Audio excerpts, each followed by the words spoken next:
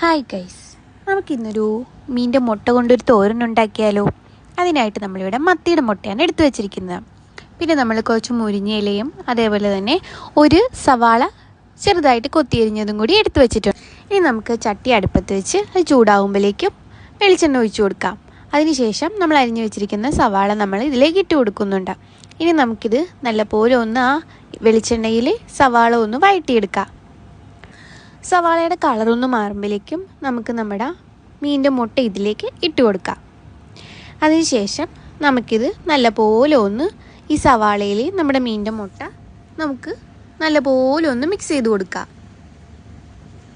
അതിനുശേഷം നമുക്ക് ഒരു 2 മിനിറ്റ് കഴിയുമ്പോഴേക്കും ഇതിലേക്ക് ആവശ്യമായിട്ടുള്ള പൊടികളൊക്കെ ഇട്ട് കൊടുക്കാം. നമ്മൾ 1 ടീസ്പൂൺ ഉപ്പിടുന്നുണ്ട്, 1 ടീസ്പൂൺ മഞ്ഞൾപ്പൊടിയും 1 ടീസ്പൂൺ മുളക് പൊടിയും കൂടി നമ്മളിതിലേക്ക് ഇട്ട് കൊടുത്തിട്ടുണ്ട്. ഇനി നമുക്ക് ഇത് നല്ലപോലെ ഒന്ന് മിക്സ് ചെയ്തെടുക്കാം. നമ്മൾ ഇതിലേക്ക് 1 ടീസ്പൂൺ കുരുമുളക് പൊടിയും കൂടി ചേർത്ത് കൊടുത്തു. അതിനുശേഷം നമുക്കിത് നല്ലപോലെ ഒന്ന് മിക്സ് ചെയ്തെടുക്കാം.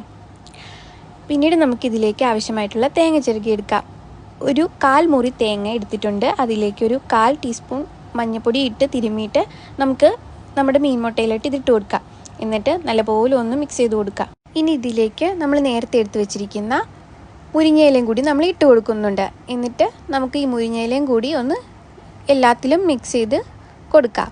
നമുക്ക് മുരിങ്ങയില അധികം സമയം നമ്മൾ വേവിക്കാൻ പാടില്ല. കാരണം മുരിങ്ങയില നല്ലവണ്ണം വെന്ത് കഴിഞ്ഞാൽ നമുക്ക് മുരിങ്ങയിലയുടെ കയ്പ്പ് ഫീൽ ചെയ്യും. അതുകൊണ്ട് മുരിങ്ങയില നമ്മൾ അധികം വേവിച്ചെടുക്കാറില്ല. നമ്മളിവിടെ നമ്മുടെ മീൻ മുട്ട റെഡി ആയിട്ടുണ്ട്. ഇനി നമുക്കിത് സെർവ് ചെയ്യാം.